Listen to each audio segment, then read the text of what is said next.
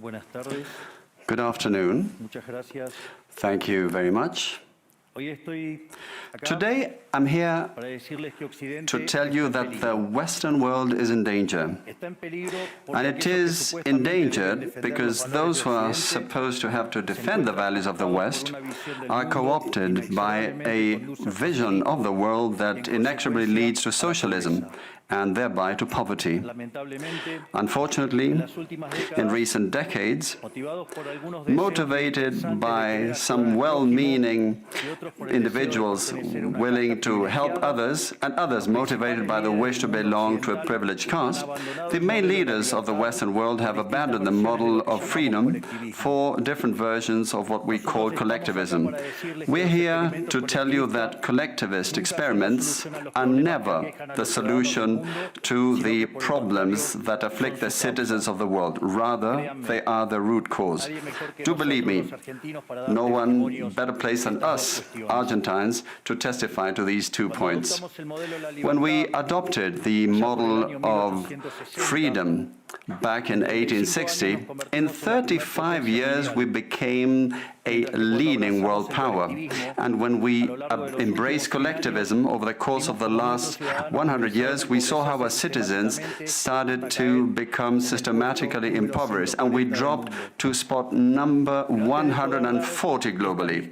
But before having the discussion, it would first be important for us to take a look at the data that demonstrate why free enterprise capitalism is not just the only possible system to end world poverty, but also that it's the only morally desirable system to achieve this. If we look at the history of economic progress, we can see how between the year 0 and the year 1800 approximately, world per capita GDP practically remained constant throughout the whole reference period. If you look at a graph of the evolution of economic growth throughout the history of humanity, you would see a hockey stick graph, an exponential function that remained constant for 90% of the time and which was exponentially triggered starting in the 19th century.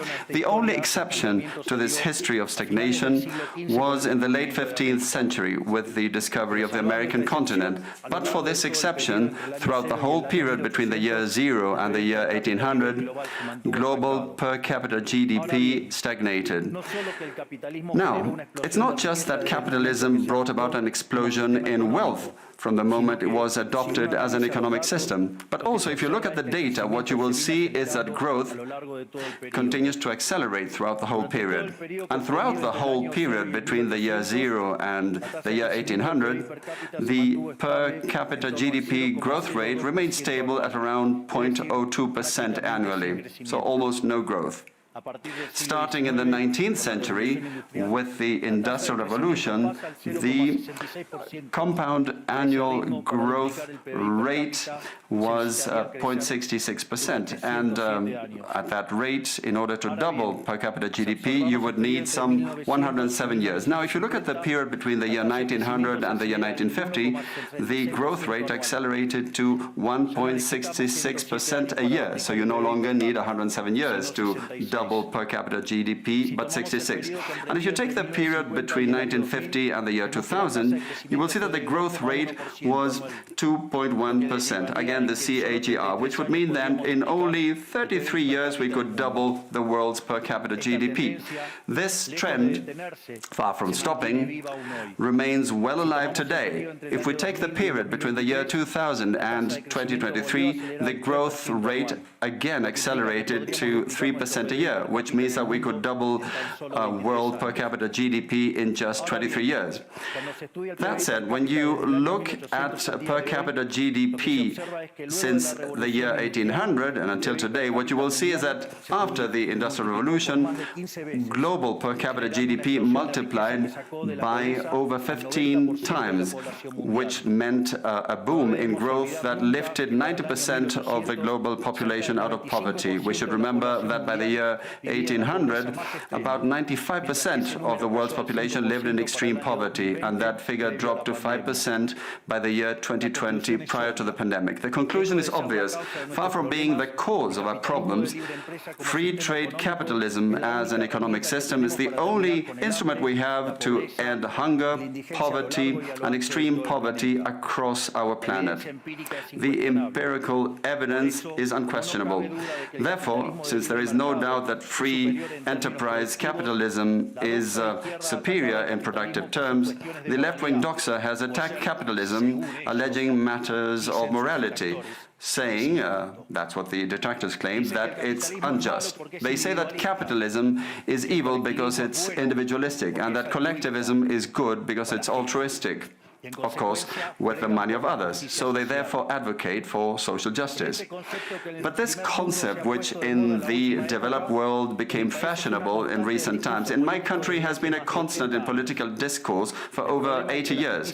The problem is that social justice is not just, and it doesn't contribute either to the general well-being. Quite on the contrary, it's an intrinsically unfair idea because it's violent. It's unjust because the state is financed through tax, and taxes are collected coercively. Or can any one of us say that they voluntarily pay taxes? Which means that the state is financed through coercion, and that the higher the tax burden, the higher the coercion, and the lower the freedom. Those who promote social justice, the advocates, start with the idea that the whole economy is a pie that can be shared differently. But that pie is not a given. It's wealth that is generated in what Israel Kirzner, for instance, calls a market discovery process. If the goods or services offered by a business are not wanted, the business will fail unless it adapts to what the market is demanding. If they make a good quality product at an attractive price, they will do well and produce more. So the market is a discovery process in which the capitalists will find the right path as they move forward. But if the state punishes capitalists when they're successful and gets in the way of the discovery process, they will destroy their incentives, and the consequence is that they will produce less, the pie will be smaller, and this will harm society as a whole. Collectivism, by inhibiting these discovery processes and hindering the appropriation of discoveries, ends up binding the hands of entrepreneurs and prevents them from offering better goods and services at a better price. So how come that academia, international organizations, economic theory and politics demonize an economic system that has not only lifted out of extreme poverty 90% of the world's population, but has continued to do this faster and faster? And this is morally superior and just. Thanks to free trade capitalism, it is to be seen that the world is now living its best moment. Never in all of mankind's or humanity's history has there been a time of more prosperity than today. This is true for all. The world of today has more freedom, is rich, is more peaceful and prosperous. And this is particularly true for countries that have more freedom and have economic freedom and respect the property rights of individuals, because countries that have more freedom are 12 times richer than those that are repressed, and the lowest decile in terms of distribution in free countries are better off than 90% of the population of repressed countries, and poverty is 25 times lower, and extreme poverty is 50 times lower. And citizens in free countries live 25% longer than citizens in repressed countries. Now, what is it that we mean when we talk about libertarianism? And let me quote the words of the greatest authority on freedom in Argentina, Professor Alberto Venegas Lynch Jr., who says that libertarianism is the unrestricted respect for the life project of others, based on the principle of non-aggression, in defense of the right to life, liberty and property. Its fundamental institutions being private property, markets free from state intervention, free competition, the division of labor, and social cooperation, as part of which success is achieved only by serving others with goods of better quality or at a better price. In other words, capitalists Successful business people are social benefactors who, far from appropriating the wealth of others, contribute to the general well-being. Ultimately, a successful entrepreneur is a hero.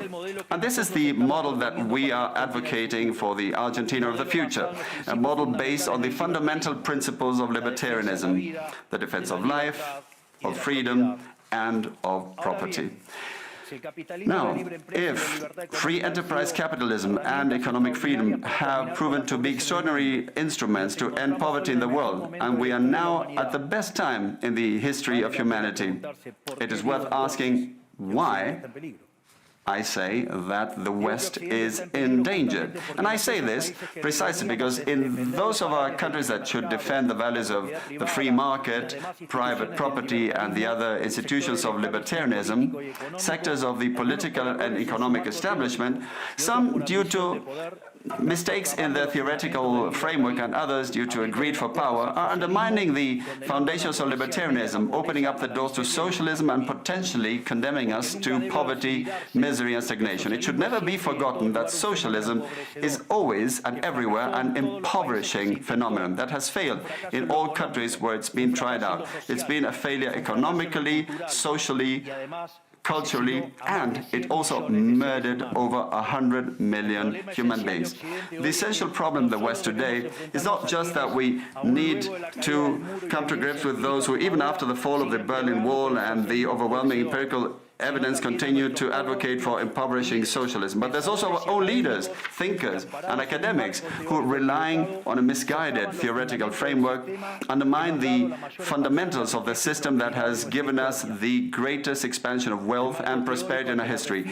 The theoretical framework to which I refer is that of neoclassical economic theory, which designs a set of instruments that, unwillingly or without meaning to, ends up serving the intervention by the state, socialism, and social degradation. The problem with neoclassicals is that the model they fell in love with does not map reality, so they put down their mistakes to supposed market failures rather than reviewing the premises of the model. On the pretext of a supposed market failure, regulations are introduced which only create distortions in the price system, prevent economic calculus, and therefore also prevent saving, investment, and growth. This problem lies mainly in the fact that not even supposedly libertarian economists understand what the market is, because if they did understand, it would quickly be seen that it's impossible for there to be something along the lines of market failures. The market is not a mere graph describing a curve of supply and demand. The market is a mechanism for social cooperation where you voluntarily exchange ownership rights. Therefore, based on this definition, talking about a market failure is an oxymoron. There are no market failures. If transactions are voluntary, the only context in which there can be a market failure is if there is coercion. And the only one that is able to coerce generally is the state, which holds a monopoly on violence. Consequently, if someone considers that there is a market failure, I would suggest that they check to see if the state intervention involved. And if they find that that's not the case, I would suggest that they check again, because obviously there's a mistake. Market failures do not exist.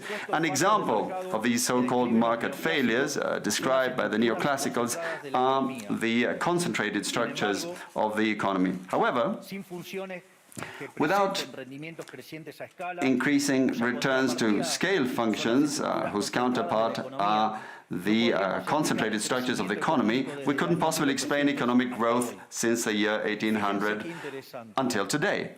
Isn't this interesting? Since the year 1800 onwards, with population multiplying by 8 or 9 times, per capita GDP grown by over 15 times. So there are growing returns, which took extreme poverty from 95% to 5%. However, the presence of growing returns involves concentrated structures. what we would call a monopoly. How come then that something that has generated so much well-being for the neoclassical theory is a market failure? Neoclassical economists think outside of the box. When the model fails, you shouldn't get angry with reality, but rather with the model and change it.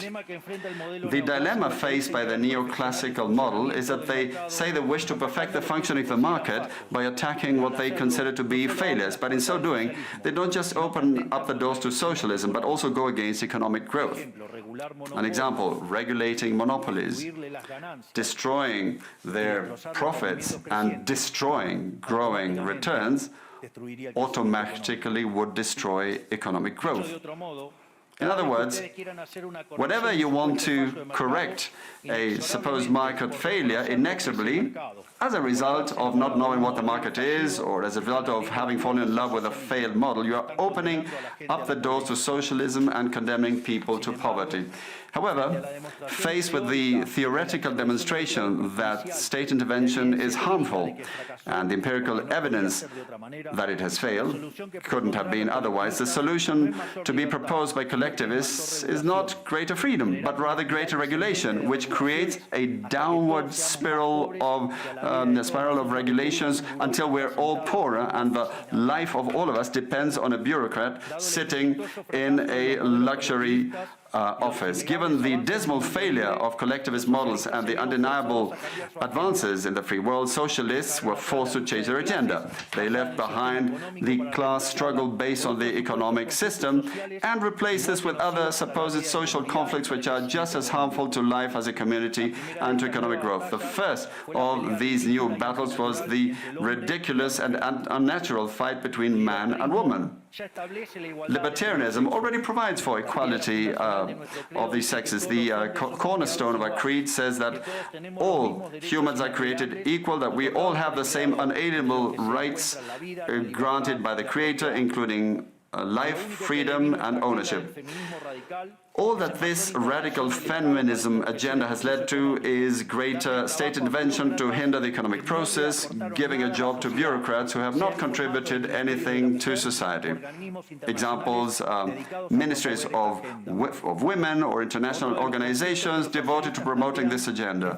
Another conflict presented by socialists is that of humans against nature, claiming that we human beings damage the planet, which should be protected at all costs, even going as far as advocating for population control mechanisms or the bloody abortion agenda. Unfortunately, these harmful ideas have taken a strong hold in our society. Neo-Marxists have managed to co-opt the common sense of the Western world, and this they have achieved by appropriating the media, culture, universities, and also international organizations. The latter case is the most serious one, probably, because these are institutions that have enormous influence on political and economic decisions of the countries that make up the multilateral organizations. Fortunately, there's more and more of us who are daring to make our voices heard, because we see that if we don't truly and decisively fight against these ideas, the only possible fate is for us to have increasing levels of state regulation, socialism, poverty, and less freedom, and therefore will be having worse standards of living. The West has unfortunately already started to go along this path. I know to many it may sound ridiculous to suggest that the West has turned to socialism, but it's only ridiculous if you only limit yourself to the traditional economic definition of socialism, which says that it's an economic system where the state owns the means of production. This definition, in my view, should be updated in the light of current circumstances. Today, states don't need to directly control the means of production to control every aspect of the lives of individuals. With tools such as printing money, debt, subsidies, controlling the interest rate, price controls, and regulations to correct the so-called market failures, they can control the lives and fates of millions of individuals. This is how we come to the point where, by using different names or guises, a good deal of the generally accepted political offers in most Western countries are collectivist variants, whether they proclaim to be openly communists, fascists, Nazis, socialists, social democrats, national socialists, Democrat Christians, Christian Democrats, neo-Keynesians, progressive, populist, nationalists, or globalists. At bottom, there are no major differences. They all say that the state should steer all aspects of the lives of individuals. They all defend a model contrary to that one which led humanity to the most spectacular progress in its history. We have come here today to invite the rest of the countries in the Western world to get back on the path of prosperity, economic freedom, limited government, and unlimited respect for private property are essential elements for economic growth. And the impoverishment produced by collectivism is no fantasy, nor is it an inescapable fate. But it's a reality that we Argentines know very well. We have lived through this, we have been through this, because as I said earlier, ever since we decided to abandon the model of freedom that had made us rich, we have been caught up in a downward spiral, as part of which we are poorer and poorer day by day. So this is something we have lived through, and we are here to warn you about what can happen if the countries in the Western world that became rich through the model of freedom stay on this path of servitude. The case of Argentina is an empirical demonstration that no matter how rich you may be, or how much you may have in terms of natural resources, or how skilled your population may be, or educated, or how many bars of gold you may have in the central bank, if measures are adopted that hinder the free functioning of markets, free competition, free price systems, if you hinder trade, if you attack private property, the only possible fate is poverty. Therefore, in concluding, I would like to leave a message for all business people here and for those who are not here in person but are following from around the world. Do not be intimidated either by the political class or by parasites who live off the state. Do not surrender to a political class that only wants to stay in power and retain its privileges. You are social benefactors, you're heroes, you're the creators of the most extraordinary period of prosperity we've ever seen. Let no one tell you that your ambition is immoral. If you make money, it's because you offer a better product at a better price, thereby contributing to general well-being. Do not surrender to the advance of the state. The state is not the solution. The state is the problem itself. You are the true protagonists of this story. And rest assured that as from today, Argentina is your staunch, unconditional ally. Thank you very much, and long live freedom. Damn it.